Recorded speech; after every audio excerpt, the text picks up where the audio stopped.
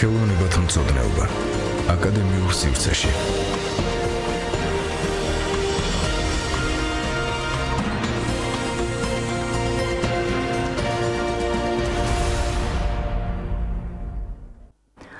მოგესალმებით, მეგობრებო, ჟურნალისტი ნინო დათუკიშვილი, როგორც მოგეხსენებათ, აკადემიურ სივრცეში აი ამ პერიოდის განმავლობაში ვსაუბრობთ სახელოვნებათმცოდნე მეცნიერებებზე. მინდა წარმოგიდგინოთ დღევანდელი გადაცემის სტუმარი, ხელოვნებათმცოდნე ქრისტინე დარჩია. მას ვთხოვეთ სწორედ დღეს სტუდიაში მობრძანება. ქრისტინე დარჩია გახლავთ თბილისის სახელმწიფო სამხატვრო აკადემიის პედაგოგი და დოქტორანტი. იკვლევს მე-20 საუკუნის დასაწყისის ქართულ მხატვრობას, ქართულ მოდერნის. მისი ინტერესის სფერო ასევე მოიცავს ზოგადად ქართული სახვითი ხელოვნების სხვადასხვა ასპექტს, მათ შორის საზოგადოებისთვის ნაკლებად ცნობილი და ძალიან საინტერესო ქალი არტისტების შემოქმედებას, რომლებიც გასული საუკუნის დასაწყისში ცხოვრობდნენ და მოღვაწეობდნენ საქართველოში. ქრისტინე დარჩია აქტიურად მუშაობს урბანისტიკის სფეროშიც, იკვლევს თბილისის ისტორიული ნაწილის განვითარებასა და განაშენიანების ისტორიას და კულტურული მემკვიდრეობის თვალსაზრისით ფასეულ არქიტექტურას. მეგობრებო, 2016 წელს გამოიცა ქრისტინე დარჩიას მიერ შედგენილი ვრცელი წიგნი ალბომი სახელწოდებით პეიზაჟი ქართულ მხატვრობაში. გამოიცა საქართველოს კულტურული მემკვიდრეობის დაცვის ეროვნული სააგენტოს მიერ, რედაქტორი ბატონი დიმიტრი თუმანიშვილი და მეგობრებო, დღეს სწორედ აი საჯაროდ პირველად ვსაუბრობთ ამ თემაზე. ეს პრეზენტაციო გადაცემა შეიძლება ითქვას, თუ კი არ ჩავთვლით დიმიტრი თუმანიშვილისადმი მიძღვნილ 65 წლის იუბილეს, სადაც ქალბატონმა ქრისტინემ წარადგინა ეს ნაშრომი, შეიძლება ითქვას, რომ ეს არის ფაქტიურად პირველი საჯარო წარდგინება ამ ნაშრომისა. ძალიან საინტერესოა ჩემი აზრით. თქვენ შეგიძლიათ დაგვირეკოთ ტელეფონის ნომრებზე საუბრისას 240 91 92 ან 240 92 92 და დაგვისვათ შეკითხვები ან გამოთქვა თქვენი მოსაზრებები. ხელოვნების ისტორიაში არსებობს ისეთი ეტაპები, როდესაც ხანგრძლივი დროის განმავლობაში არაფერი ახალი არ იბადება. როდესაც სუფევს ქაოსი და ხდება წარსულის უარყოფა. მაგრამ ეს კრიზისული პერიოდები ვფიქრობ აუცილებელიცაა და ისინი პროგრესულადაც უნდა ჩავთვალოთ. რადგან სწორედ მათ წიაღში ისახება სიახლე.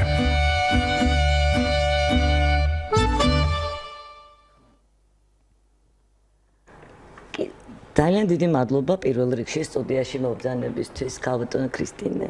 მადლობა თქვენ, ჩემთვის ძალიან სასიამოვნო ამ გადაცემაში მონაწილეობის მიღება და საერთოდაც მგონია, რომ ძალიან კარგი და სასარგებლო გადაცემაა, რომელიც საშუალებას აძლევს თუნდაც სამხატვრო აკადემიას, რომ უფრო ფართო საზოგადოებასთან გავიდეს დიალოგი. დიახ, რადიო მსმენელებს მინდა შევახსენო, რომ სწორედ სახელმწიფო სამხატვრო აკადემიასთან ერთად ვახორციელებთ ჩვენ ამ პროექტს და დიდი მადლობა ქალბატონ ნინო ჭოღოშვილს, რომელმაც კონსულტაცია გაგვიწია არაერთ გზის და აი ახლაც თქვენი მობრძანებაც მის სახელთან არის სწორედ დაკავშირებული და ძალიან დიდი მადლობა ამ თემისთვის.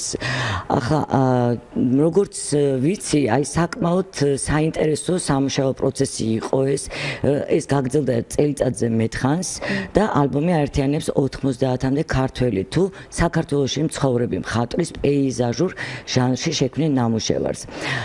და აი მინდა ვთქვა, რომ წიგნი მოიტანეთ თქვენ აქ ეს ალბომი უფრო სწორად და საილუსტრაციო ნაწილს თან ახლავს საკმაოდ ვრცელი ტექსტუალური ნაწილი, თქვენი გამოკვლევაა ეს, ხომ, რომელიც მოგვითხრობს, ხო, როგორც პეიზაჟის უკვე დამოუკიდებელი ჟანრის ჩასახვაზე სახვით ხელოვნებაში, ასევე მისი განვითარების ისტორიაზე ქართულ ხელოვნებაში. ეს თავმოყრილი, მე მგონი, არც არასდროს ყოფილა, თქვათ, ეს თემა, შეიძლება ალბათ ითქვას და ჩვენ უნდა პირველი შეკითხვა, გადავიდეთ პირველ შეკითხვაზე, ზოგადად როგორ ისახება და ჩნდება პეიზაჟის ჟანრი სახვით ხელოვნებაში. სანამ კონკრეტულად საქართველოზე გადავიდეთ. დიდი მადლობა. მანამდე ორ სიტყვას ვიტყვი თვითონ ამ ალბომის შესახებ, როგორ მომზადდა და რა იყო მისი კონცეფცია, ასე ვთქვათ, რა იყო მთავარი სამოქმედო პროგრამა ჩვენთვის. საერთოდ პეიზაჟი ქართულ მხატვრობაში, რა თქმა უნდა, ერთი ალბომი ვერ დაიტევს სიმრავლეს იმ პეიზაჟური კომპოზიციისა, რომელიც ქართულ მხატვრებს მთელი ამ ხნის განმავლობაში შეუქმნია. მით უმეტეს, რომ ეს არის ძალიან ცოცხალი პროცესი, პეიზაჟები მუდმივად იხატება და კიდევ დაიხატება. ამ ამდენად ეს არის მხოლოდ ცდელობა იმისა, რომ გარკვეულ რიგზე დაალაგოს საილუსტრაციო მასალა. ამდენად თვითონ ეს ქრონოლოგიური საზღვარი მოიცავს ქართული დაზგური მხატვრობის, რეალისტური დაზგური მხატვრობის საწყისი ეტაპიდან, ვიდრე თანამედროვეობის ჩათვლით. მაგრამ სახელმძღვანელო პრინციპი ჩვენი რა იყო? ვინაიდან განსაკუთრებით ქართველი კლასიკოსი მხატვრების ნამუშევრები არის ძირითადად ან სამუზეუმო კოლექციაში, ან კერძო კოლექციებში, რომლის ხილვის საშუალება ჩვეულებრივ ფართო საზოგადოებას არ აქვს და მით უმეტეს თუ კი საუბარია კერძო კოლექციებზე, როგორც წესი, იქ წვდომა სპეციალისტთა წრეს აქვს ხოლმე მხოლოდ. ამიტომ ჩვენ ვარჩიეთ, რომ ილუსტრაციების შერჩევის დროს განსაკუთრებული აქცენტი გაგვეკეთებინა სწორედ ეს ნაკლებად რეპროდუცირებულ ნამუშევრებზე. ამდენად შევისწავლეთ როგორც კერძო კოლექციებში დაცული მასალა, ისე არა სამუზეუმო კოლექციებში, არამედ სამუზეუმო ფონდებში არსებული მასალა. ამდენად შეიძლება ითქვას ერთ-ერთი მთავარი პლუსი ამ გამოცემის თუ კი რამ არის ის, რომ ძირითადად აქ არის სწორედაც იმ ტიპის ნამუშევრები შესული, რომლის ხილვაც ფართო საზოგადოებას ხშირად არ შეუძლია. ეს ერთი. მეორე, რაც აუცილებლად უნდა ვთქვათ, არის ის, რომ თვითონ ეს სახელმძღვანელო პრინციპი ასევე იყო, რომ ერთის მხრივ არ ქრონოლოგიურად დაგვალაგებინა, მეორეს მხრივ კი რაღაცა თემატურ ჯგუფებად დაგვეყო ნამუშევრები. ანუ პრაქტიკულად ეს ბოლომდე ქრონოლოგიას არ ერთგულებს ტექნი, არამედ თავაზობს ერთგვარ ინტერპრეტაციას სხვადასხვა რიგზე დალაგებული მასალის. და რა თქმა უნდა, პრეტენზია იმისა, რომ სრულად მოვიცავთ ეს საკითხი, რა თქმა უნდა, არ აქვს. თუმცა არის საშუალება, რომ გარკვეული წარმოდგენა შევიქმნათ პეიზაჟის ჟანრზე ქართულ მხატვრობაში. ძალიან არაჩვეულებრივი ნამუშევრებია. ნამუშევრები არის ჩვენ ახლა კადრში ვხედავთ არაჩვეულებრივი ფერები, სხვადასხვა სტილის. და სწორედ ეს არის ასევე ერთ-ერთი საინტერესო, რომ ჩვეულებრივ პეიზაჟზე როცა ვსაუბრობთ, ქართველებისთვის და სპეციალისტებისთვის, ჩვენთვისაც კი ესე მარტივად ძივზე ასხმული რიგია ხოლმე რამდენიმე მხატვრის, რომელიც ხშირად აქტიურად მუშაობდა პეიზაჟის ჟანრში. დაწყებული ვთქვათ დავით კაკაბაძე და ელენე ახვლედიანი, შემდეგ 50-იან წლებში ქართველი მხატვრების თაობა და თითქოს უფრო რაღაც ერთსახოვანია სურათი. ერთსახოვანი, ზუსტად ეს მინდოდა მეთქვა, აი ამ ფოტოებში აბსოლუტურად სხვა სურათის მრავალფეროვანი პალიტრა არის. ზუსტად ეს იყო მთავარი მიზანი ჩვენი, რომ გვეჩვენებინა, რომ სინამდვილეში სურათი ბევრად უფრო მრავალფეროვანი, უფრო დიალექტიკური თუ შეიძლება ითქვას. დიახ, პეიზაჟის ქართულ მხატვრობაში და ესეთი მოზაიკური სურათი შეგვედგინა. ამდენად ჩვენ შევეცადეთ, რომ აგვეღო არა მარტო ის ცნობილი მხატვრები, რომლის პეიზაჟები ძალიან ცნობილია ქართული სახვითი ხელოვნებისთვის ძალიან მნიშვნელოვანია, არამედ ისეთი მხატვრები, რომელთა პეიზაჟური კომპოზიციები ნაკლებად ვიცით. და მოგვეძიებინა სწორედ ასეთი ნამუშევრები. და ამ მხრივ მე მგონი სურათის საერთო ჯამში საკმაოდ საინტერესო გამოვიდა. ახლა თქვენს მთავარ კითხვასაც შეეხება, დიახ, პეიზაჟი როგორ შემოდის. ზოგადად უნდა ვთქვათ, რომ რეალისტური დაზგური მხატვრობის ისტორია საქართველოში არც ისე დიდია, იმიტომ რომ მოგახსენებათ, საქართველო იყო გვიანობამდე ფეოდალურში, გაჭიანურებული ფეოდალიზმი ჰქონდა, ასე ვთქვათ, სამართლმადიდებლო ქრისტიანული ქვეყანავით, რომელიც დასავლეთ კულტურასთან გარკვეულად სოციოპოლიტიკური და ისტორიული ვითარების გამო დისტანცირებულია და ჩვენთან სახვითი ხელოვნების მთავარ ასპარეზს ცხადია წარმოადგენდა საეკლესიო ხელოვნება. ანუ სახვითი ხელოვნების მთავარი გამოვლინება ეს არის საეკლესიო კედლის მონუმენტური მხატვრობა და დაზგური მხატვრობის ვერსია თქვა ხატწერის სახით გვაქვს, ხო? ამდენად არც საშუალება და არც საჭიროება არ იყო რეალისტური დაზგური მხატვრობის ჩვენში განვითარებისა, ხო? და პირველად რაც თუ კი რაიმე დაზგურ მხატვრობაზე შეგვიძლია ვისაუბროთ, ეს გახლავთ თბილისური პორტრეტი, მოვლენა, რომელიც მე-19 საუკუნის 20-იან წლებში შეიწყო, 1820-იანი წლებიდან ჩნდება საქართველოში და ლოკალიზებულია სწორედაც თბილისში, დედაქალაქში და მას თბილისური პორტრეტის სახით ვიცნობთ, მაგრამ როგორც სახელწოდებაც გეუბნებათ, ეს არის თავდამოვლენ და გულისხმობს პორტრეტს. მაგრამ თვითონ ეს დროში შეზღუდული მოვლენაა, ვინაიდან ფოტოგრაფიის შემოსვლასთან და აქტიურად დამკვიდრებასთან ერთად 1860-იანი წლებიდან პორტრეტის არსებობა, ფერწერული ტილოს სახით პორტრეტის არსებობის აუცილებლობა უკვე ნაკლებად არის და რა თქმა უნდა ის ინაცვლებს უკანა პლანზე. და სწორედ ამ დროს ამას რა თქმა უნდა ხელი შეუწყო ჩვენმა რუსეთთან ინტეგრაციამ, ცხადია, რუსეთის გუბერნიად ქცევამ პირველ რიგში და უნდა ვთქვათ, რომ 1880-იანი, 90-იანი წლებში უკვე ჩნდება პირველი პროფესიულად გასწავლული მხატვართა თაობა, რომლებიც განათლებას იღებენ სწორედაც რუსეთში, ანუ შეიძლება უფრო იშვიათად ევროპაში. ანუ ეს არიან მხატვრები, რომლებიც არიან დიპლომირებული მხატვრები, უცხოეთში განათლება მიღებულები, ჩამობრუნებულები, დაბრუნებულები და შემდეგ საქართველოში დამკვიდრებულები. ესეთი გახლავთ, რა თქმა უნდა, პირველი თაობას ვისაც უწოდებთ, ეს არის გიგო გაბაშვილი პირველ რიგში, ალექსანდრე მრევლიშვილი, რომანოზ გველესიანი, დავით გურამიშვილი, ალექსანდრე მრევლიშვილი, მოსე თოიძე და სხვანი. ამდენად ეს არის პერიოდი მნიშვნელოვანი ქართული კულტურისთვის, რადგან ამ დროს ყალიბდება რეალისტური დაზგური მხატვრობის საფუძვლები. და სწორედ მაშინვე ჩნდება პეიზაჟი. ანუ პრაქტიკულად რეალისტური მხატვრობის გაჩენასთან ერთად გაჩნდა პეიზაჟი. ეს არის ძალიან ბუნებრივი, იმიტომ რომ ამ პერიოდის მხატვრებს ჰქონდათ ერთგვარი სამოქმედო პროგრამა თუ ამბიცია იმისა, რომ დაზგური რეალისტური მხატვრობა მთლიანად უნდა შექმნილიყო მთელი სპექტრი დაეკავებინა და ამაზე ძალიან კარგად წერს ბატონი ვახტანგ ბერიძე, რომელიც აღნიშნავს სწორედ იმ დროს მოხდა თემატური წრის გაფართოება ქართულ მხატვრობაში და პორტრეტის გვერდზე, რომელიც უკვე არსებობდა და რომელიც უკვე ადგილობრივი სკოლის სახით იყო, შეიქმნა პეიზაჟი, ჟანრული კომპოზიციები, მრავალფიგურიანი კომპოზიციები და ნატურმორტები. ამდენად, მაგრამ უნდა ვთქვათ, რომ პირველი თაობის მხატვრობის შემოქმედებაში პეიზაჟს ვთქვათ განსაკუთრებული პრიორიტეტი არ ენიჭება და იგი წამყვანი არ არის. თუმცა გვაქვს ძალიან მაღალმხატვრული ნიმუშები ნამდვილად. ერთ-ერთი ალბათ მაინც ისე კლავაც გიგო გაბაშვილი უნდა ხსენდეს, რომელსაც აქვს არაჩვეულებრივი სამარყანდის პეიზაჟები, სხვათა შორის დაკვეთით დახატული ხშირ შემთხვევაში და აქვს ძალიან კარგი საქართველოს პეიზაჟებიც. მაგრამ ზოგადად ამ პერიოდის მხატვრობა უნდა ვაღიაროთ და ამას შემდეგი თაობაც ასე ვთქვათ საყუდურად ეუბნებოდა წინა თაობას, რომ მაინც არიან რუსული პერიოდული მხატვრობის გავლენით. ისინი გარკვეულწილად ქმნიან ქართულ პეიზაჟს, ხალხგასმულ ქართულ პეიზაჟს, მაგრამ თვისობრივად ქართული ის თითქოს არ არის. და სწორედ აი ამ პრობლემას წყვეტს უკვე შემდეგი მეორე თაობის წარმომადგენელი, რომელსაც პირობითად დავით გაგაბაძესა და ლადო გუდეშვილის თაობა შეიძლება უწოდეთ. ანუ ესენი არიან ახალგაზრდა მხატვრები, რომლებიც სამოღვაწე ასპარეზზე გამოდიან სწორედ მაშინ, როდესაც საქართველო ნელ-ნელა მიდის დამოუკიდებლობისაკენ. ანუ საქართველოს ყველანაირად სოციალურად, პოლიტიკურად, ეკონომიკურად და კულტურულად ახალი ეტაპი დაუდგა მე-20 საუკუნის 10-იან 20-იან წლებში, რაც გამოიხატა 1918 წლის დამოუკიდებლობით. რამაც ძალიან დიდი იმპულსი ერთის ხრა მეორე წლის შესაძლებლობა და პოტენცია გამოავლინა მთელი ქართული კულტურის და ქართული გენიის შეიძლება ითქვას.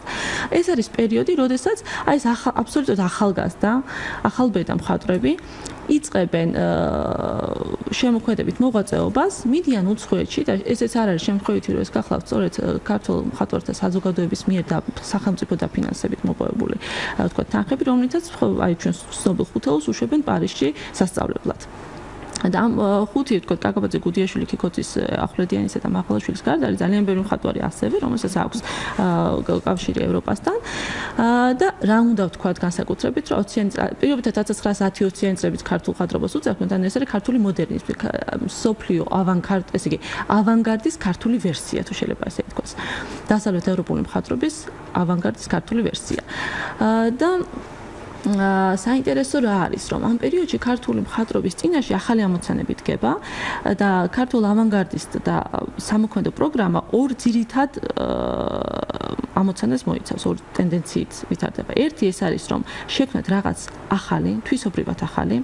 ჩვენ შექმნათ დასავლეთ ევროპულ მხატვრობასთან თავსებადი, ადეკვატური, აი საერთო კონტექსტში წაკითხვადი მხატვრობა, ანუ სიახლის ყურვილი, რის გამოც ისინი უპირისპირდებიან ესეთი პათოსი არ ყოფილა ჩვენს ქართულ მხატვრებს შორის, უნდა ვაღიაროთ, მაგრამ გარკვეულწილად პოზიციურად მაინც უპირისპირდებიან წინათაობის მხატვრებს და მეორეს მხრივ მათ უნდა შექმნან სწორედაც იმავდროულად სიღრმისეულად ქართული. ამის გამო ისინი იწყებენ ძალიან სკულპტუროზულად, სიღრმისეულად, არსობრივად სწავლას შუა საუკუნეების ქართული ხელოვნებისა. ანუ მოდერნისტები, ავანგარდისტები იმავდროულად უბრუნდებიან შუა საუკუნეების ქართულ ხელოვნებას.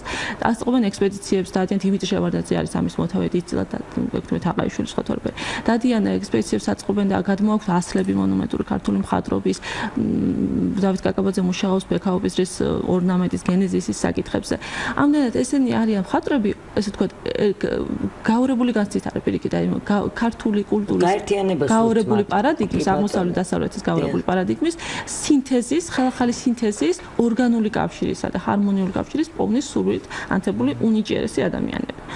ამდენად 1910-20-იან წლების მხატვრობა ზოგადად ხომნიშნავანი მოვლენაა და ერთ-ერთი ზენიტი ჩვენი ქართული საფრთხე არა ზოგადად კულტურისთვის და სწორედ ამ პერიოდს ემთხვევა მე მგონი პეიზაჟის უკვე ჩამოყალიბება, სრულად ჩამოყალიბება, ჩამონაკვთა ქართულ ხელოვნებაში. თუმცა მანამდე არიან მხატვრები, რომლებიც უკვე განსაკუთრებულად თავისუფლად მუშაობენ პეიზაჟის ჟანრში. მაგალითად მოსე თოიცი უნდა ვთქვათ, რომელსაც პეიზაჟი აინტერესებს როგორც ფერწერულ კოლორისტული ძიებების ასპარეზი, ასე ვთქვათ, და ის თავისი პასტოსური ემოციური მანერით, აი ამ ჟღერი ფერადოვნებით გარკვეულწილად იმპრესიონისტთან და პოსტიმპრესიონისტთან კავშირს ავლენს. ხო, მაგრამ აი 20-იან წლების მხატვრობაში ქართულ მოდერნიზმში გამოიყოფა ორი მთავარი ფიგურა, ეს გახლავთ დავით კაკაბაძე და ელენე ახვლედიანი, რომელთაც შექმნეს პეიზაჟური კომპოზიციების, როგორ გითხოთ, ორი პოლუსი, ასე ვთქვათ, ვთქვი რომ ალფა და ომეგა. აი მოიცვეს სრულად და თან აბსოლუტურად განსხვავებული ხასიათის პეიზაჟები შექმნეს და უნდა დავახასიათოთ მოკლედ ორივე. ერთის მხრივ ეს არის ელენე ახვლედიანის საოცრად ემოციური პეიზაჟები, მისი საერთოდ როგორც მხატვრის ტემპერამენტიდან გამომდინარე, ეს არის ქალბატონი, რომელიც ყველაფერზე მუდმივად საკუთარ ემოციას, სუბიექტურ დამოკიდებულებას აბატონებს და ამდენად მისი პეიზაჟები არის ყოველთვის ძალიან კონკრეტული. მაშინ ყოველთვის მოიპოვება ადგილი ისეთი რამისთვის, როგორც არის ამინდი, სეზონი, ვთქვათ, არქიტექტურა, ხო, მაგრამ ამ ყველაფერზე ზემოთ დგას მისი იმწამიერი, იმწუთიერი განწყობა, რომელსაც მხატვარი კარგად გადმოსცემს, აი ვთქვათ, ჟღერი ფერადოვნებით, ემოციური წერის მანერით, ხო, ვთქვათ, ისეთი უცნაურად მოწოდებული კომპოზიციით, რომელსაც მაშინ მოგზავს ნახველიც, რომელიც არის ძალიან სწორი რეცეპტორი ხოლმე როგორც ეს. და მეორე მხრივ ეს არის დავით კაკაბაძე, რომელიც არის უფრო როგორ გითხრათ, აი რაციონალური მიდგომის მქონე მხატვარი და აი ამ რაციონალიზმით არის შენიღული მისი ფიქრო-ფარული ტემპერამენტი, რომელიც სულ სხვანაირ მიდგომას ამუშავებს, მას უნდა შექმნას ბუნების არა წამიერი და წარმავალი ხატი, სურათი, არამედ სწორედ მარადიული ხატი. ანუ მისი პეიზაჟები და ალბათ პირობითად მაინც უნდა ავიღოთ ყველაზე უფრო ისეთი გამორჩეულად ცნობილი, იმიტომ სწორედ რომ უფრო კონცენტრირდა და კონდენსირდა იმაში დავით კაკაბაძის მხატვრული პრინციპები, ეს არის იმერეთის პეიზაჟი, რომელიც თავისი აი ამ ზეთხეთში დანახული ფერადი ლოსკუტებით მოწოდებული ფერადოვანი სიბრტყით გვაძლევს ერთის მხრივ აბსოლუტურად კონკრეტულ, ძალიან სახასიათო სახეს იმერეთის პეიზაჟისა, რომელსაც მაშინ ვეცნობ თუ კი იმერეთში ერთხელ წასულიყარ ადამიანი და მეორე მხრივ აბსოლუტურად განზოგადებულ ლანდშაფტს, ხო? განზოგადებულ ლანდშაფტს, რომელიც ძალიან უცნაურად გადის თქვათ ფიგურატიულობისა და აბსტრაჰირების ზღვარზე. და სწორედ ამიტომ და თან არ დაგავწეთ რომ თუ კი ელენე ახვლედიანი ხატავს რაღაცა დეტალებს, მასთან კაკაბაძესთან ყველაფერი უკაცრიელია, ადამიანის კვალი არსად ჩანს, ერთ-ერთი შეიძლება იყოს თქვა ძველი დანგრეული ციხესიმაგრე, რომელიც არის ქართული ერის ამყნად არსებობის დასტური, ასე ვთქვათ, ჩვენი ძველი წარსულის დასტური და სხვა ყველაფერი არის თქოს შეურყნელი, ხელშეუხებელი და ამდენად მარადიული, ზედროული, განზოგადებული, ხო? ანუ პრაქტიკულად ეს არის მხატვრის ცდელობა ბუნების არსს ჩაწვდეს მხატვრობის საშუალებით. და შესაბამისად ეს ძალიან სკრუპულოზად ირჩევს და ძალიან მეთოდურად მუშაობს ამ დროს. თუმცა ძალიან ბევრი რამ იკითხება ამ პერიოდში. ძალიან ბევრი, რა თქმა უნდა, საოცრად მეტყველია და ეს არის ასეთი ფუძისეული არსობრივი ღერძი კაკაბაძისთვის პეიზაჟი. ძალიან ბევრი რამ იკითხება მართლა და თან ადაგებსოთ ის ამარტო იმერეთის პეიზაჟებს არ ქნით, მასა მთელი სერიები, როგორც არის მაგალითად საფრანგეთში შექმნილი ბრეტანის სერია, სამსწორად განსხვავებულ მანერაში შექმნილი, მაგრამ სრულიად უნიკალური, სადაც სხვა ფორმა არის ნაპოვნი. ალბათ მისთვის რომ აბსოლუტურად სხვადასხვა მანერაში. აბსოლუტურად. გეთანხმებით. და ყოველ ჯერზე ახალ სახვით საშუალებებს ირჩევს, აბსოლუტურად განსხვავებულ სახვითობას აღწევს და ყველგან მაღალ პროფესიონალიზმს ინარჩუნებს. ჩვენ შევადარეთ ერთმანეთს მხატვრობა და რისთვის. რისთვის რომ გაჩვენოთ ეს არის ორი პოლუსი, ანუ პრაქტიკულად ერთი ეს ორი მხატვრებმა დაუსახეს თითქოს შემდეგი თაობის მხატვრებს, ასე ვთქვათ, ერთგვარი არჩევანი მისცეს. რა მიმართულებით შეიძლება წავიდეს პეიზაჟისტი მხატვარი? ერთი შეიძლება იყოს კაკაბაძესავით მეთოდური მიდგომის მქონე, რომელსაც უნდა განზოგადება და ასე ვთქვათ ზედროულობის ეფექტით მოგვაწოდოს ბუნების ხატი, ასე ვთქვათ, ჩვენი ხილული სამყარო ესე გამოსცეს და მეორე ეს არის მაქსიმალურად კონკრეტული სუბიექტივისტური, ასე ემოციური მხატვრობა და ყველა ალბათ საკუთარი ტემპერამენტის გემოვნების ესთეტიკის მიხედვით არჩევს კაპრიზული ცხადია და ესეთი არტისტული, სხვანაირად არტისტული. კი ბატონო, მე რადიოს მერი დიახ დაასრულეთ ასე. არა, უბრალოდ მინდოდა მეთქვა რომ ამათ შორის კიდევ ვიზემნება თქვა 20-იან წლების ბოლოს 30-იან წლებში, როდესაც რეალისტური მხატვრობა ძლიერდება, შემოდის ალექსანდრე სიმაკურიძე უნდა ვახსენოთ აუცილებლად, რომელიც არის აი კლასიკური პეიზაჟის შემქმნელი, სადაც არც სუბიექტივიზმია ბევრი, არც განზოგადება, არამედ ძალიან კონკრეტიკა, დახვეწილი ესთეტიკა, ესეთი კარგი კოლორისტული მხატვრობა, ესეთი მაჟორული მხატვრული ინტონაცია და არაჩვეულებრივად რეალისტურად განმოცემული კონკრეტული პეიზაჟი. თან ჩანს მხატვრის დამოკიდებული კონკრეტული ქვიშხეთის პეიზაჟების საოცარი სიყვარული. არაჩვეულებრივია, მე მინდა რადიოსმელებს შევახსენო, უბრალოდ ჩვენი პირდაპირ ეთერის ტელეფონის ნომრები 240 91 92 ან 240 92 92. ჩვენი სტუმარი მეგობრებო გახლავთ ხელოვნებათმცოდნე ქრისტინე დარჩია და სულ რამდენიმე წამში განვაგრძობთ საუბარს. მოთხოვნა, რომელსაც ხელოვნების მოყვარული უყენებს მეცნიერებას, ხელოვნების შესახებ. ესაა სურვილი. რომ მან გაიგოს ხელოვნების კონკრეტული ნაწარმოების შესახებ ისეთი რამ, რაც მას აღქმისას აღზრულ ქაოტურ შეგრძნებებსა და განცდებს გააცნობიერებინებს. ჰანს ზედლმაიერი.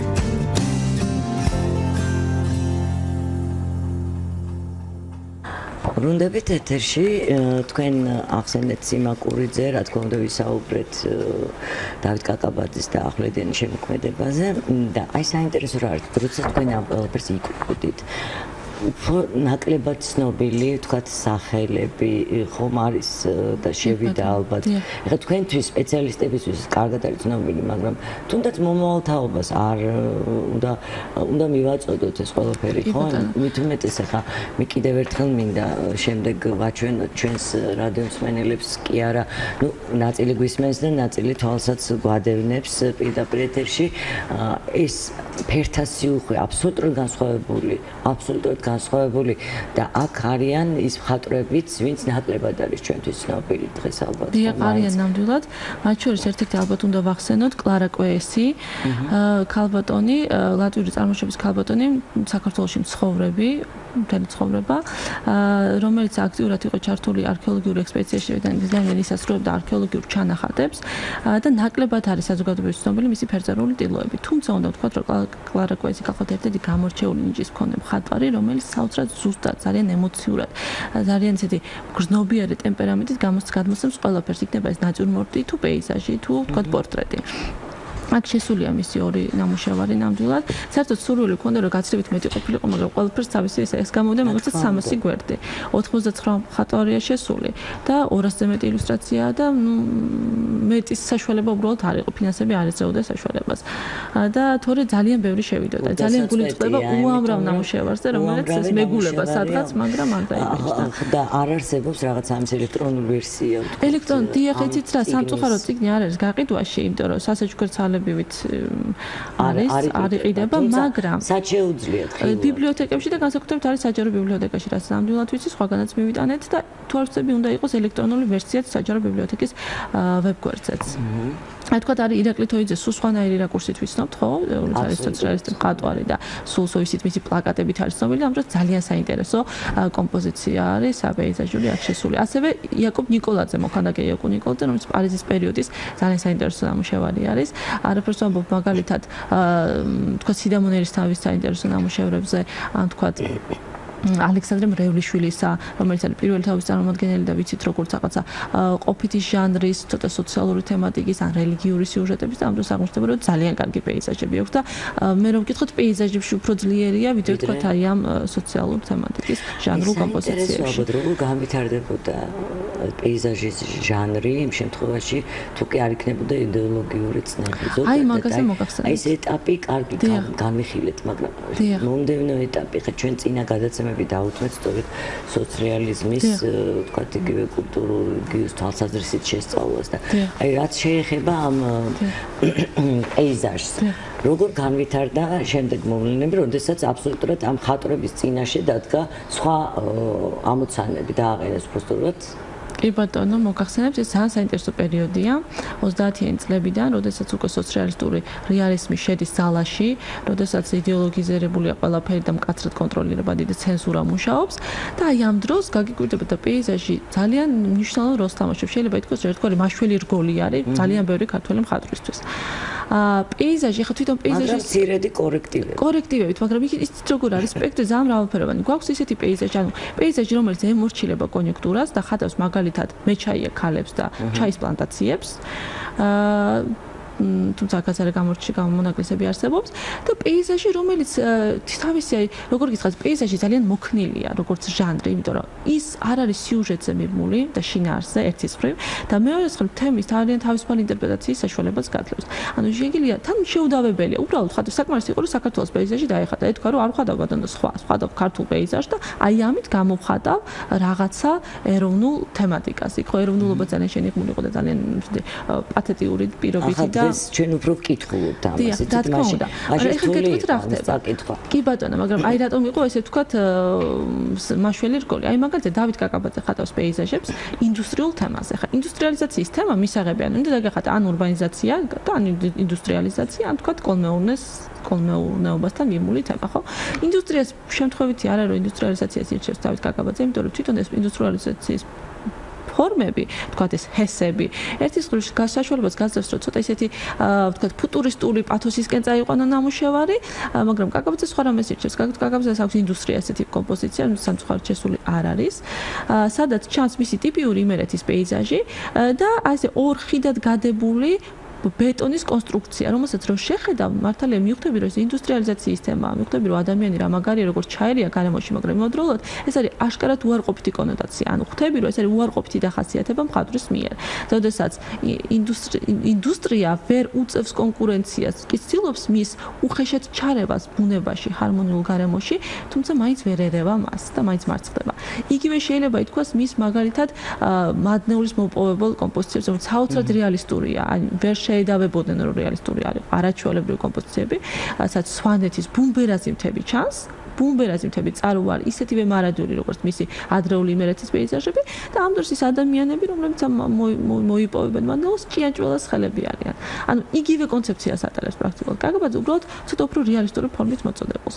ნუ აღარაფერს ვამბობ მის ცნობილ მიტინგი იმერეთში, ხო, რომელსაც მე მახსოვს გიაბუღაძე გვიყვებოდა სულ სტუდენტობის დროს, ეს კაზუისტიკური ამბავია, როდესაც კაკაბაძემ დახატა იმერეთის გადაცარევი პეიზაჟი უკან და წინა პლანზე დახატა მიტინგი, პატარა სასაცილო კაცუნები პიონერის შემაში, რომელიც ძალიან კომიკურია და ეს რა თქმა უნდა, ადვილად დაინახეს, იმიტომაც იყო რომ კაკაბაძე არიდევნებოდა, მაგრამ ყოველ შემთხვევაში აკადემიიდანაც გარიცხეს მოგეხსენებოდა ვეღარ სამსახური იპოვა შემდეგ.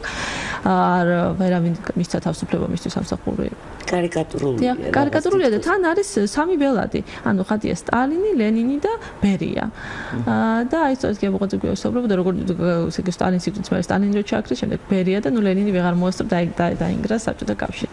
ანუ აი ეს თვითონ ის სასაცილო ამბავი რაც გარდახდა ამ სურათს მეტყველებს იმაზე როგორ კომიკური იყო პრინციპში დაბარი, მაგრამ კაკაბაძემ ეს გააკეთა მაინც.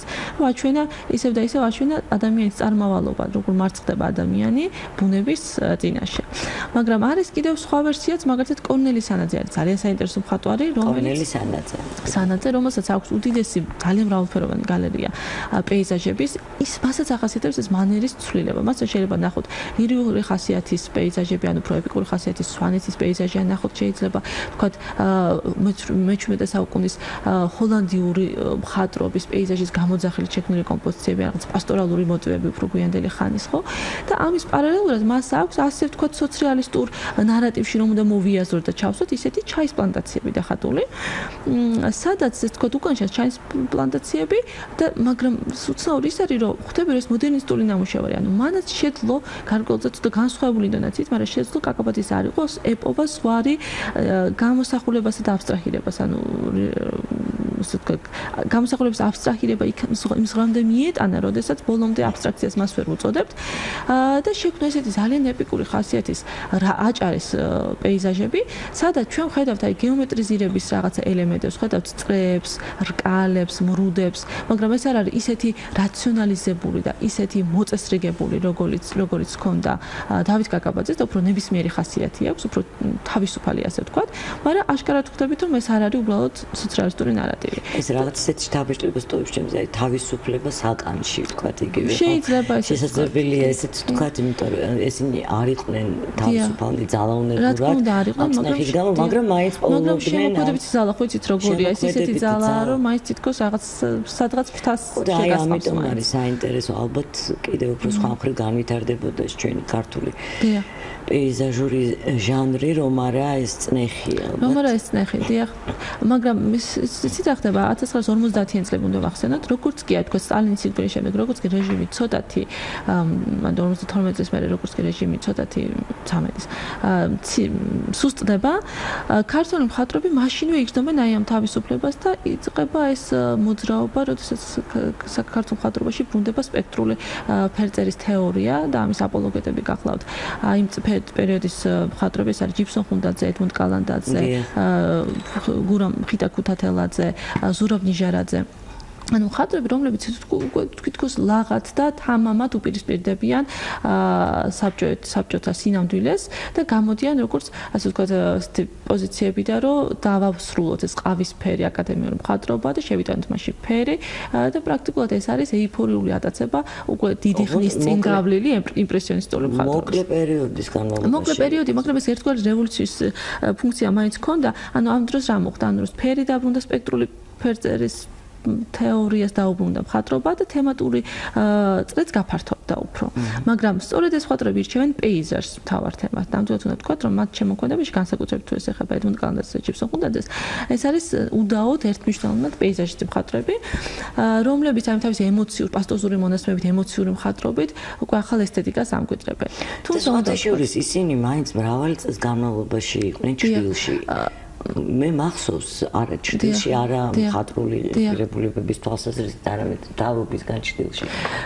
მახსოვს ეს დამოკიდებულება 90-იანი წლებიდან იყო უფრო, რომ ვთქვათ, უფრო მეტად დაფასდა მათი შემოქმედება. არ ვიტყოდი ერთი იცით რა არის, აი დასაწყისში საკმაოდ ცუდად მიიღო. აქ როგორი ამბავია იცით, რომ თვითონ აკადემიის პროფესურას უფრო შეეშინდა, მე მგონი ვიდრე მთავრობას. ანუ პრაქტიკულად ზოგიერთი გარიცხეს, დიპლომი არ დააცვენეს, როდესაც ჩამოუხსნეს, იყო ცოტა ისეთი ანგარიშებული ამბავი, თვითცენზურა უფრო მოხდება მათში. მე არ ვამბობ მხატვრებში. დიახ, თუმცა მალევე დაიმკვიდრეს ადგილი და უნდა ვთქვათ, რომ ეს ადამიანები მალევე გახდნენ, მალევე რა, ну ვთქვათ, შემდეგი თაობები სწორედ ამ ადამიანებმა გაზარდეს. სწორედ ამ ადამიანებმა და უნდა ვთქვათ, რომ აი გარკვეულწილად ეს იყო თავისუფლების ის ზღვარი, რომელიც თვითონ საბჭოეთმა დაუშვა. აი აპარაკი იყო იმპრესიონიზმზე, მაქსიმუმ პოსტიმპრესიონიზმზე და არა მაგალითად უკვე ესეთ უფრო განვითარებულ ავანგარდზე. ხო და ეს იყო ის ზღვარი, მცირე მინიმუმი, რაც დაშვებული იყო სოციალისტურ გარემოში. თუმცა აღიქმებოდა როგორც რევოლუცია. იყო კიდეც გარკვეულწილად, მაგრამ მე რომ იყო ისეთი ზღვარდაუდებელი თავისუფლება, როგორც შეიძლებოდა და გარკვეულწილად იყო გუშინწინდელი სიტყვა და ანიმისწინდელი და არა გუშინდელი. თუმცა ნამდვილად დიდი როლი ითამაშა ქართულ ხელოვნების განვითარებისთვის და უნდა ვთქვათ, რომ შემდეგი თაობებიც მათ გაზარდეს. აი ზუსტად ეგ არის საქმე, რომ შემდეგი თაობები სწორედ იმიტომაც ალბათ აღზარდეს მათ სხვაგვარად, რომ მათ მაინც არ სწავლობდა, ვთქვათ, მთავრობა რაღაცა პერიოდების განმავლობაში. იმიტომ რომ მე მახსენდება ხა 2003-5 წელი იყო უფრო ადრინდელი ცოტა, როდესაც ჩვენ ჯიბსონ ხუნდაძესაც შევხვდით, ედმუნდ კალანდაძესაც გადაცემა დროებაში ასევე თქვენც ბრძანდებოდით, მაშინ ძალიან ახალგაზრდა იყავით ქრისტინე მახსოვს და ჩვენი გადაცემის სტუმარი და აი სწორედ მაშინ გვიამბობდნენ თუ როგორ მალულად დადიოდნენ ზოგჯერ მათთან ეს სტუდენტები იყო ეს როდია მე ხა ზუსტად არ მახსოვს რა პერიოდზე გვიამბობდნენ აი სწორედ ეს აბრძალული ხილი აი ხო გესმით აი უფრო მეტად განვითარდნენ შემდეგ ისინი და ჩამოყალიბდნენ მხატვრებად, როდესაც მათ უწევდათ იმ ადამიანთან თქვათ ადამიანებთან მისვლა და იმ ადამიანების მოსწავლეები იყვნენ, ვინც რაღაც კომპრომისებზე არ წავიდნენ, აი ამის თქმა მინდა. დიახ, მესმის. თუმცა დაუბრუნდეთ ახლა ჩვენს თემას. შემდეგ თაობას თუ შევეხებით მაგალითად, ხო, უნდა ვთქვათ, რომ 60-იანი წლები ასევე ძალიან საინტერესო და მნიშვნელოვანი პერიოდია ქართულ სახვითი ხელოვნებაში, ვინაიდან ამ დროს გარკვეულწილად უკვე ეს არის პერიოდი, როდესაც იწყებენ ავანგარდზე საუბარს. ამ პერიოდში ეს აწეპელს რომ ვამბობთ, დათბობის პერიოდია და კიდევ უფრო მეტი თავისუფლება იქნეს ქართულმა შემოქმედებმა და შემთხვევითი არ არის სწორედ ამ დროს ყავს თქვა ავთოვარაზი, შურა ბანძალაძე, ავთოვარაზი, რომელიც უკვე კუბისტური ტიპის კოლაჟებს ქმნის და პრინციპში გარკვეულწილად პოპ-არტის სტილსაც, ანუ ავთოვარაზი არის ფიგურა, რომელიც სინქრონში პირველი ეს არის მგონი მხატვარი, რომელიც სინქრონში მოდის იმ დროს სოფლიოში წამყვან ტენდენციებთან, ანუ 60-იან წლებში, 50-იანებში ის მართალია ქმნის, ვთქვათ, კოლაჟებს, რომელიც ასოციაციას რა თქმა უნდა პირველ რიგში ვთქვათ, პაბლო პიკასოსთან იწვევს, თუმცა მას აქვს ისეთი ტიპის კომპოზიციები, ისეთი ტიპის კოლაჟები, უკვე პოპ-არტისტული ნამდვილად, რომელიც 60-იან წლების ამერიკულ პოპ-არტთან ეს ჩვენი მხატვრობისთვის სიახლე, დიდი სიახლე. დიახ. და შურა ბანძალაძე თვითყოფადი იყო. აბსოლუტურად თვითყოფადი იყო და ნონკონფორმისტსაც იმიტომ უწოდებენ, რომ მისი მხატვრული პრაქტიკაც ესეთი ჩაკეტილი გამფენში არ მონაწილეობდა რაღაცა ამ მხრივ ესეთი არაკომპრომისული იყო. და შურა ბანძალაძე, რომელიც უდავოდ აბსტრაქტული ექსპრესიონიზმის სტილში ქმნის კომპოზიციებს, აბსტრაქციებს ძირითადად. ანუ უკვე ეს ორი მხატვარი საშუალებას გვაძლევს, რომ ვისაუბროთ ავანგარდზე, ასე ვთქვათ, ხო? ნონკონფორმიზმზე. მაგ და პეიზაჟი, ანუ წამყვანი არის ვთქვათ იგივე კოლაჟი, აბსტრაქცია და პეიზაჟი უფრო უკანა პლანზე ინაცვლებს, უნდა ვთქვათ, თუმცა არის საოცარი სიმრავლე, მრავალფეროვნება მხატვრებისა, რომელიც მუდმივად ხატავენ პეიზაჟს. ესენი არიან მხატვრები, აი 60-70-იან წლებში მხატვრები, რომლებიც თქვათ პეიზაჟისტი მხატვრები, რომლებიც არიან ნაკლებად ესეთი აქტიური მხატვრული პოზიციის, მაგრამ ძალიან ასეთი რუდუნებით მომუშავე მხატვრულ ესთეტიკაში. აი მაგალითად, და ამ პერიოდში პეიზაჟი შემოდის, მკვიდრდება, ხალხს უყვარდება, აი თქვათ არიან მხატვრები, როგორც არის მაგალითად დურმიშიძე, თემ მაჭავარიანი და ომარ დურმიშიძე, კაჭკაჭიშვილი, მხატვრები, რომლებიც აი პეიზაჟისტი მხატვრები, რომლებიც საკუთარი მხატვრული პრაქტიკით, როგორც შემოქმედებით ცოტათი ვთქვათ, სისლეის და პისაროს გვაგონებენ და ესე რომანტიზირებულად დანახული თბილისის პეიზაჟები. ყავს ასევე ქართული კი არა ქართული მხატვრები, რომლებიც ძირითადად თბილისს ხატავენ, მაგალითად ლევ ბაიხჩიანი, რომელიც ან თქვათ დილბარიანი, რომლებიცვისაც თბილისი იმ თავის რაღაცა კოლორით, თბილისს აღიქვამენ როგორც რაღაცა კოლორიტს და ურჩევნიათ რომ პატარა ვიწრო ქუჩებში მოატარონ მნახველის მზერა და ამით თბილისის კოლორიტულობა გვიჩვენონ. და დიახ, შეუყვარდა კიდევაც მაშინ. კი ბატონო, შეუყვარდა იმ ხალხს ძალიან შეუყვარდა, აი თქვა ჩუბჩიკა რა თქმა უნდა მირზაშვილი უნდა ვახსენოთ. თენგიზ მირზაშვილი, რომლის პეიზაჟიც მგონი ოჯახი არ არის რო არ ეკიდოს. ხო, და დიახ, ხო, და ეს მისი თუშური პეიზაჟი განსაკუთრებით რომელიც არის ძალიან ესეთი აი თუშური ლექსივით და ერთადერთი მუსიკალური მოტივივით, აი ესეთი მშვიდი, ცოტა მონოტონური, ხალხური, ესეთი კამერული და ესეთი პეიზაჟები ძალიან ის არის რაღაცნაირი მხატვრის ნოუ-ჰაუ, რომელსაც ადრევე მიაგნო და მე ხალხმა ის ძალიან შეიყვარა და პრაქტიკულად ყველანაირი ინტერიერის აუცილებელი ატრიბუტიც კი იქცა შეიძლება ითქვას. ანუ ეს რაღაცა მხატვრების გახალხურება. მაგრამ მანამდე უნდა მეხსენებინა და ჩემი ბრალია რომ დამამიწყდა ეს არის ნიკო ფიროსმანი უნდა ვახსენოთ ფიროსმანაშვილი აუცილებლად. მე უნდა მეკითხა ეგ და უბრალოდ შემდეგ აღარ შეგაწყვეტინეთ საუბარი. ნიკო ფიროსმანაშვილი საერთოდ ცალკეა მე მგონი. აბსოლუტურად განცალკევებით თქვენ ფიგურა. ბულად და აი თქვენ ძალიან. კი ბატონო, იცით როგორ არის აი ფიროსმანი, რაც საუბრობდით ქართულ მოდერნისტებზე, რა უნდათ ქართულ მოდერნისტებს, აი ამ დასავლურ და აღმოსავლურ კონცეფციის კვეთის წერტილის პოვნა და ერთის მხრივ ძალიან ქართული და მეორის მხრივ ძალიან ევროპული შექმნა, ხო? აი ამ ყველაფერს ძალიან ბუნებრივად აკეთებს ნიკო ფიროსმანაშვილი და იმიტომაც იყო ეს ქართული პროფესიონალი მხატვრების უეცარი აღმოჩენა და ასეთი ძალიან დიდი როლი ითამაშა ფიროსმანის ფიგურამდე მის არსებობამ ქართულ ხელოვნებაში. და როგორ ახერხებს ამას ფიროსმანი? ხა ძალიან პირობითია რომ ვთქვათ, დიახ, პირობითია რომ ვთქვათ, მაგრამ ნიკო ფიროსმანი არის თვითნასწავლი მხატვარი, ანუ შესაბამისად ის რა როგორ თქვა, ის თქვა, პროფესიულად მოჭუტული თვალით არ უყურებს სამყაროს, ის ძალიან უშუალოდ და გულწრფელად აღიქვამს მას და მის მზერით მეხსიერებაში, მის სახვით ლექსიკონში არაფერი არ ჩრდილავს, ანუ ეს პროფესიული ცოდნა არ ჩრდილავს აი ამ შუა საუკუნეების ხელოვნებას, არ ჩრდილავს ხალხურ ხელოვნებას, ფოლკლორს. და მისთვის კედლის მონუმენტური მხატვრობა იქნება, საფლავის ქვა იქნება, ხატწერა იქნება, ყველაფერი ძალიან ცოცხალი, ანუ ფიროსმანი ბუნებრივად ატარებს საკუთარ თავში რაღაცა ქართველების გენეტიკურ კოდის გასაღებს თითქოს, რომელსაც ესე ძალდაუტანებლად გადმოსცემს და სწორედ აი ეს მოსწონთ ქართულ მოდერნისტებს, ამიტომ ხდება ეს არაჩვეულებრივი და მისი აღმოჩენა, რომელსაც უნდა უმადლობდეთ ძმებს დანევიჩებს და მათთან ერთად შემთხვევით სტუმრად ჩამოსულ მიხეილ ლედანძიუს, ფრანგული წარმოშობის რუს მხატვარს, რომელიც იქცა აი როგორ გითხრათ, აი წყალგამყოფად ქართული მხატვრობისთვის, იმიტომ რომ ეს თემატიკა, რომელთაც ფიროსმანი შემოდის აი ამ ელიტარულ ევროპიზირებულ მხატვრებში, ქართული თემატიკით, როგორც კინტო, ყარაჩოყელის, кейფის სცენები იქნება, ორთაჭალის ტურფა თუ ანიმალისტური კომპოზიციები, აი ეს არის პრაქტიკულად ახალი სისხლის გადასხმა. და თანაც მნიშვნელოვანია რატო? ქართველებმა უცებ აღმოაჩინეს მხატვარი, ანუ თავარი ორიენტირები იპოვეს საკუთარ ერის წიაღში, ანუ მათ უკვე ეგულვებათ საკუთარ ხელოვნებაში ის, რაც უნდათ. დიახ, ანუ მზერო შეგვიძლია იგრძნოს არა მარტო დასავლეთი, არამედ რაღაცა შენ კულტურაზე, არა წარსულზე, არამედ შენს თანამედროვეს, რომელიც ეს ასე ბუნებრივად გააკეთა. პეიზაჟი და მთლიანობაშიც რო გამოსაგ მთელი ხელოვნება და პეიზაჟს რაც შეეხება ფიროსმანის პეიზაჟი, გოგი ხოშტარიას რა თქმა უნდა აქვს არაჩვეულებრივი კვლევა დისერტაცია ამას, რაც ძალიან ზუსტ განსაზღვრებას იძლევა, რომ ფიროსმანის პეიზაჟებს ის უწოდებს მრავალსცენიან სურათებს და მართლაც ესია.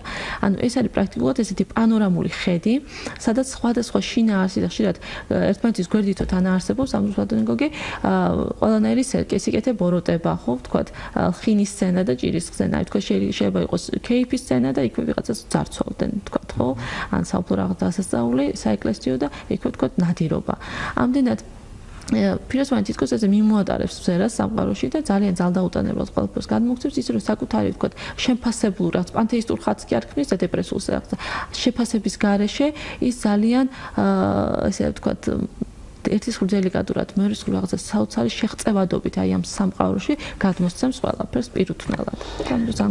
მე ერთხელ კიდევ შევახსენებ რადიოსურებს ჩვენი პირდაპირ ეთერის ტელეფონის ნომრებს 240 91 92 ან 240 92 92 ჩვენ სულ რამდენიმე წამი დაგვჭა მეგობრებო საუბრის დასრულებამდე.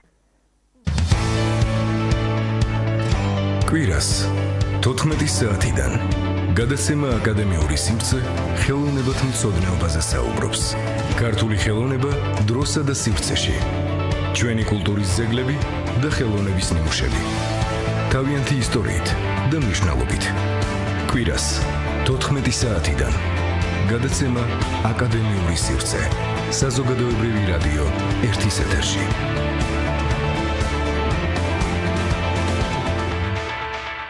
რამდენიმე წამი კი ვთქვი, მაგრამ რამდენიმე წუთი უნდა მეთქვა და ახლობით 5 წუთი გვაქვს ქრისტინე. და მაშინ ჯობია რომ ეს დრო დავუთმოთ ალბათ უბრალოდ წამოვიდეთ თანამედროვეობისკენ და უნდა ვთქვათ რომ თანამედროვე ხელოვნების ვთქვათ საწყისად მაინც მიიჩნევა 1980-იანი წლები 1980-იანი წლები როდესაც უკვე ახალ ქართულ მხატვართა თაობა გამოდის ასპარეზზე და ეს მნიშვნელოვანია იმიტომ რომ ამ პერიოდში პრაქტიკულად უკვე იწყება შეუქცევადი პროცესი საბჭოთა კავშირის ზღვევისა და ნგრევის ხო ეს ნიშნავს რომ მხატვრებმა უკვე განსაკუთრებული თავისუფლება იქნეს და უკვე სპეციფიურ ახლებურ გარემოში უწევთ არსებობა ამ დროს შემოდის უკვე ინფორმაციის დიდი ნაკადი ევროპიდან და ეს არიან ქართულ მხატვართა თაობის წარმომადგენლები, რომლებსაც უკვე ისეთი შეზღუდვები, აღარც მენტალური, არც ინტელექტუალური, აღარც ესეთი სოციალური აღარ აქვთ და მათ საშუალება აქვთ უფრო თავისუფლად იმოქმედონ. ამიტომაც ამ პერიოდის მხატვრობას ახასიათებს ესეთი მე მაგალითად გამოყოფდი ორი მიმართულებით. ერთი ეს არის მხატვარი ინდივიდუალისტები, რომელსაც დამოუკიდებელი მხატვრული პრაქტიკა აქვს, როგორც არის ბუღაძე, ჭოღოშვილი, ფარჯიანი, ვთქვათ აბრამიშვილი და სხვები და ქართულ მხატვართა დაჯგუფება მე-10 სართულის სახელწოდებით იცნობს მას ზოგადად საზოგადოება, თუმცა რამდენიმეჯერ შეიცვალა სახელი.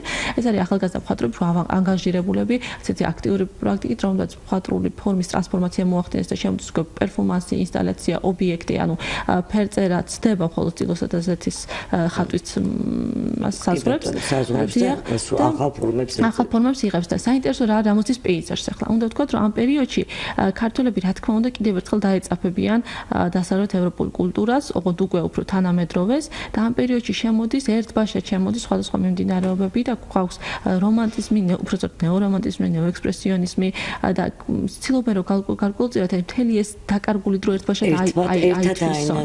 მაგრამ რამდენად ვახერხებთ ამას? იცით, 80 წელი ნამდვილად ძალიან საინტერესოა, ცოტა ჭრელი, მაგრამ ძალიან ლოგიკური და ესეთი მისის შედეგობრივი კავშირები რო იხილება ადვილად და საინტერესო რა არის რომ მაგალითად რა მოვიდა პეიზაჟს ამ დროს.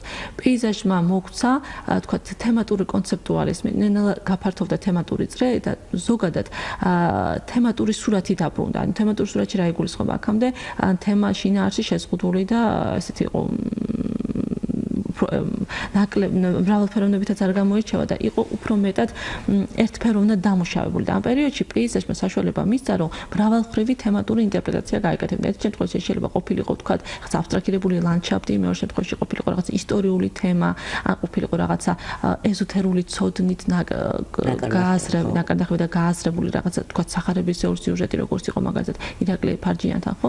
ამდენად ეს თემატური ფარჯიანის გრაფიკა მეყარს.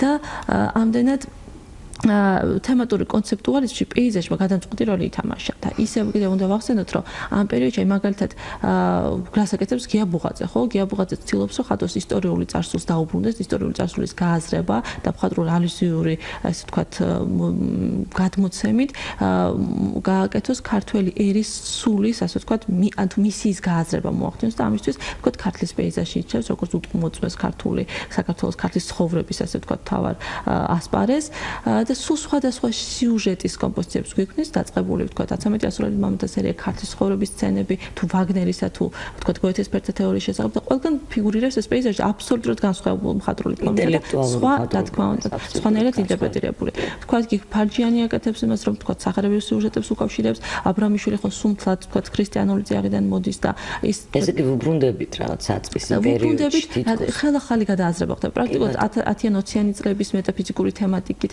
ინტერესდებიან კლავაც და შემდეგ და უნდა ვთქვათ აუცილებლად მამუკა ცეცხლაძე რომელიც არის ძალიან ტიპური კლასიკური პეიზაჟისტი მხატვარია დღემდე არაჩვეულებრივ პეიზაჟებს ხატავს და ეს არის უკვე მცდელობა მაშინ როცა სოციალურ რეალიზმში და ზოგადად საბჭოთა კავშირში იყო შეზღუდული მხატვრის გადაადგილება სწორედ მაშინ ასე ვთქვათ ალტერნატიული საშუალებას გვთავაზობს თითქოს მამუკა ცეცხლაძე და გვიქმნის რაღაცა კალეიდოსკოპური სიმრავლეს პეიზაჟებს და სულ სხვადასხვა ქვეყნისას და სხვადასხვა ძალიან რომანტიკულად ძალიან ცოტა ექსოტიკურად არჩევშება ლონდონი და ბომბეი და ვთქვათ რაღაც ის ცნობილი ადგილი კიდევ დაგვიხატოს არაფერს უბრალოდ პარიზზე და ესეთ მასე და თითქოს მოგზაურობს ანუ მისთვის ხელოვნება იქცევა დაუსაზღვრავს სივრცეს სადაც შეიძლება ისე გადაადგილოს დროსა და სივრცეში როგორც მას უნდა ამდენად ვფიქრობ ძალიან საინტერესოა საბჭოთა კონტექსტში დღეს უკვე სხვადასხვანაირი კომპონენტებს ქმნის აბსოლუტურად სხვანაირი სამწუხაროდ უნდა დავასრულოთ და კიდევ ბევრი შეიქმნება იმედი საუბარი ძალიან დიდი მადლობა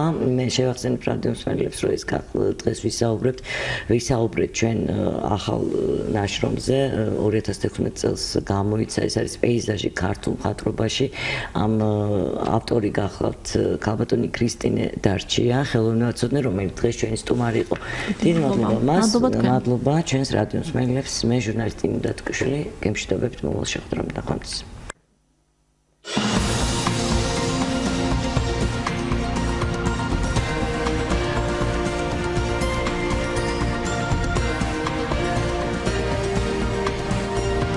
ხელოვნებათმცოდნეობა აკადემიურ სივრცეში